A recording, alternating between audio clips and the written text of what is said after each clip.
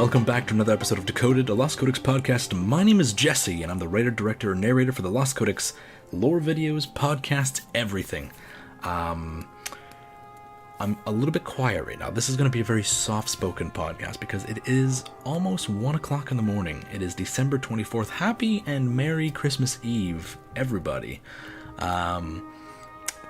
I lied to you though, guys. I told you that the next podcast was going to be about secrets and the hive mind, and the secret was that was a lie.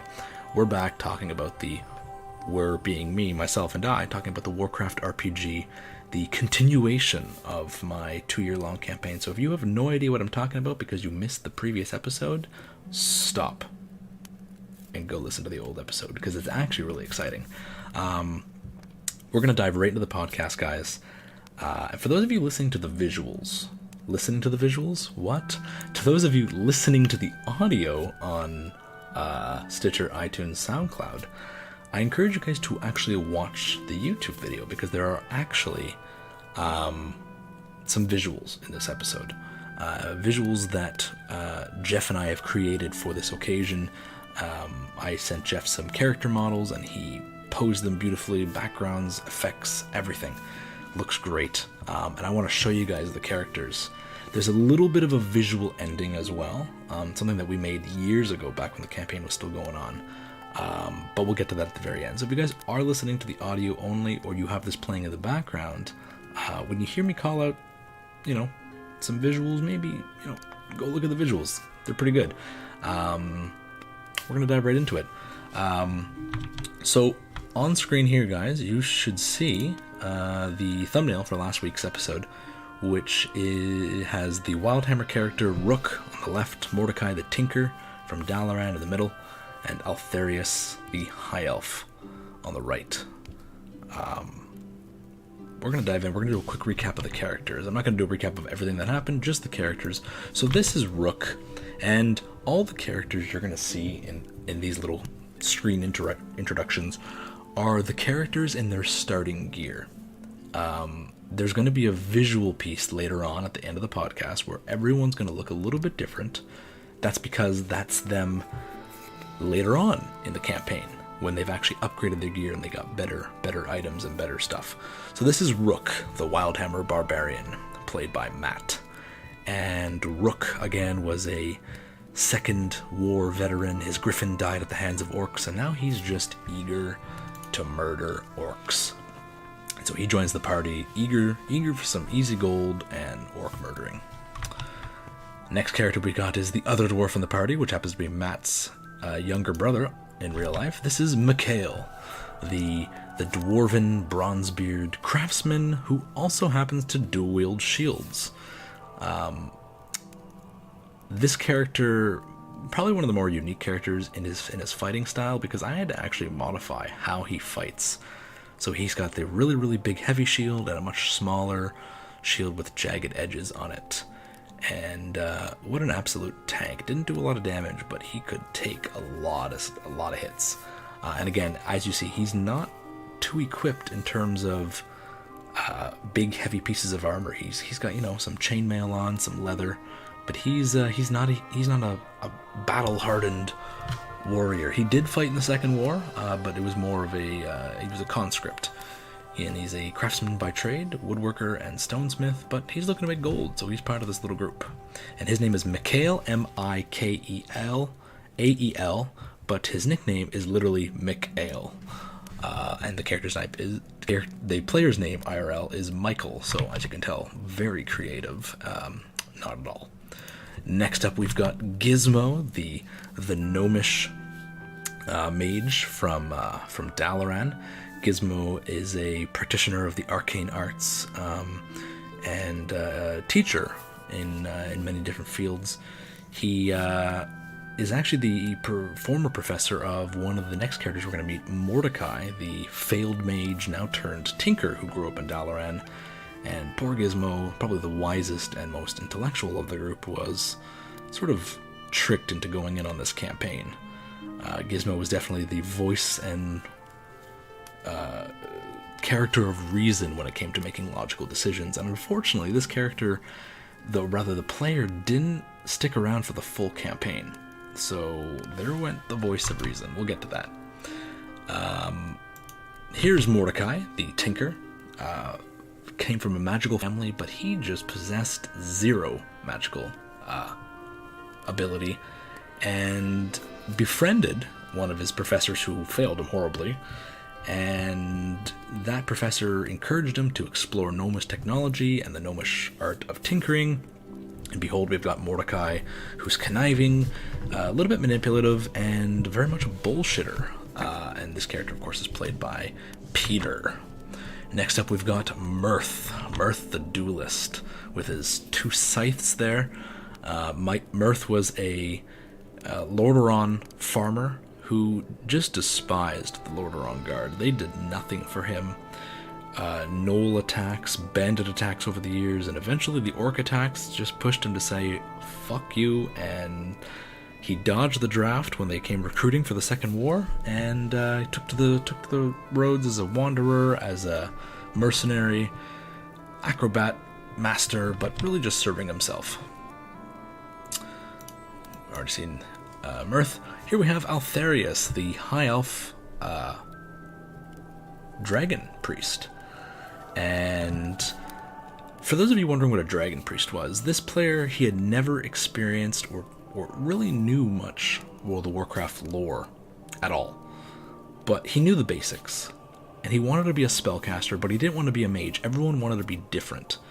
And so he looked at the Dragon Priest class, and the Dragon Priest class required you to pick one of the dragonflights and to worship, and it was less of a priest and more of a support character. So it was funny because he told everyone he was a priest, and so the group thought he had heals, but his class actually didn't unlock heals till maybe level 3 or level 4.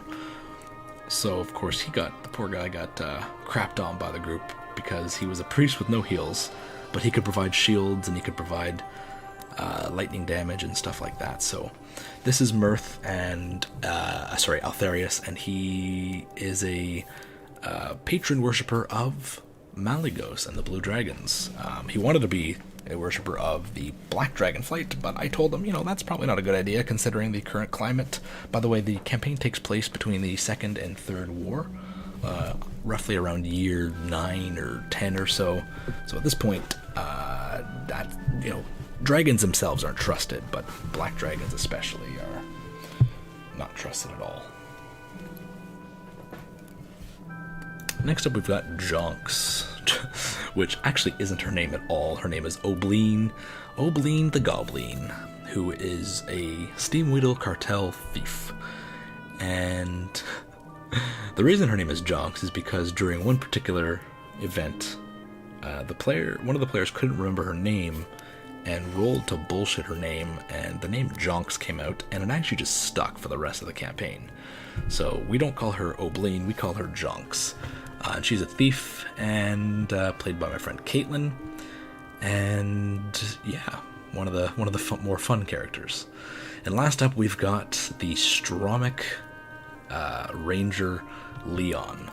Leon is very much like Rook in that he's a second-year veteran, very battle-hardened, very serious, a little bit older, knows the wilds of Lordaeron and Strom well, and is actually not really here for the money, but he's here to kill orcs. Because again, this isn't Thrall's horde. This is post-Second War horde. There's nothing good about these orcs, and Leon just doesn't give a shit. So here's the cast, and where we left off last time, guys, was inside the Troll Temple. The group slept, and the next morning they went into the boss room, and there was a Loa speaker, Amani Loa speaker Draz Kozan, and he was floating in the middle of the room, and he was immune to physical damage. And the second they walked into the room, the door behind them closed. Now, for this particular night, Mikhail, the dual-wielding tank, couldn't actually make this event, and the party didn't ask me where he was during the actual campaign, so I didn't include him. And the reason was, lore-wise, they actually forgot him in the previous room, and he was asleep. So the players fight, and they soon realize, there are 4 statues with these great big torches in each corner of the room, 4 corners, and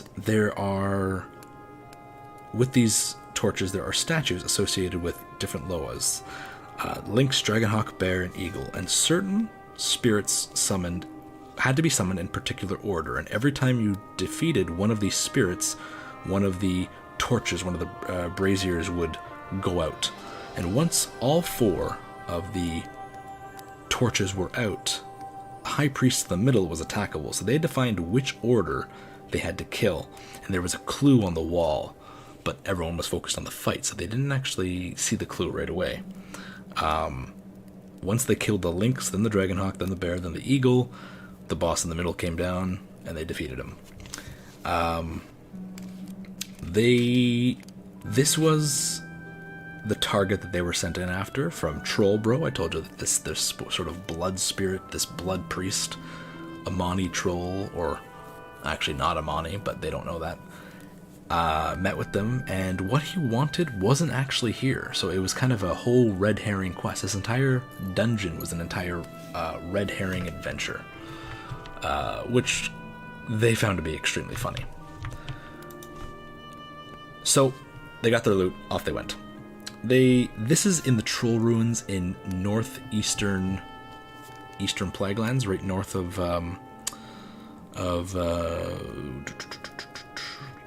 Light's Hope. And so they came out, it was a huge tunnel system, so they came out really close to Stratholme. And into Stratholme they go, and for the next few episodes it was kind of just some very light roleplay episodes where they basically got to restock their supplies and upgrade their armor, do some things that allowed them to make money. Very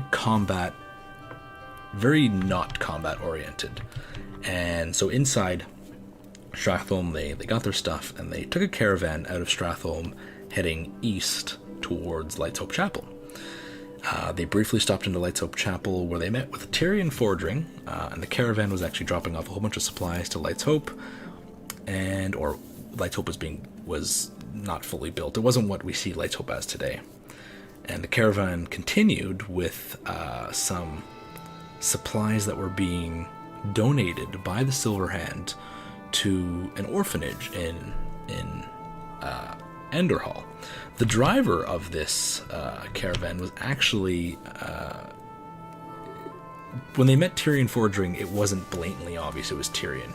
I described him as a very simple man with simple priest robes. Tyrion didn't come out all flashy, and they didn't know it was Tyrion. But when they started talking to the driver, my players realized that I was dropping lore characters into the story without telling them, and they soon realized that the driver was, if any of you remember the Forsaken that's in the Argent Crusade named Leonid Bartholomew, he's one of the quote-unquote good Forsaken. He was actually the caravan driver working with the Knights of the Silver Hand that was taking this caravan to Enderhall. On the way, they got bored, and there was a nearby Furball camp or Knoll camp rather, that was attacking people. Apologies. And so the party was getting restless, and they attacked the camp with Leonid. And they got some combat in. They scratched their itch. They wheeled through Enderhall, which, remember, the last time they were in there, they set the barn on fire, and they dodged the guards. And right before they got to Enderhall, this is where, unfortunately, the Ranger's story comes to an end. Because he just stopped really showing up after this. And so Leon, actually, when the caravan was en route, Leon decided to go tracking in the forest. And so off they go, tracking through the forest. And Leon actually, on his own little side adventure, finds orc tracks. And he decides to not go back for his group, and he decides to pursue them. So he pursues the orc tracks, and he finds a camp of orcs. And that campaign ended, that session ended that night, and he never came back for another D&D session. So we'll get back to Leon's character later on, but unfortunately, Leon never met up with the rest of the group. The rest of the group didn't know where he went, In the next session, when the characters got to Endor Hall, Gizmo was the player who was playing Gizmo actually was unable to show up to the future events due to work coming up, so he was going to bail for the campaign for the next couple sessions. And so story-wise, he was recalled back to Dalaran, and he would meet up with the group later. So unfortunately, also, Gizmo at this point goes back to Dalaran. So now we're down the mage and we're down the ranger. Group continues into Brill. Through Tirisfal Glades, they meet a couple characters along the way, and outside, as they wheel past the crossroads between Capital City and Brill, they meet a goblin, and the goblin's name is Crix, and Crix is standing there, kind of with a little suitcase.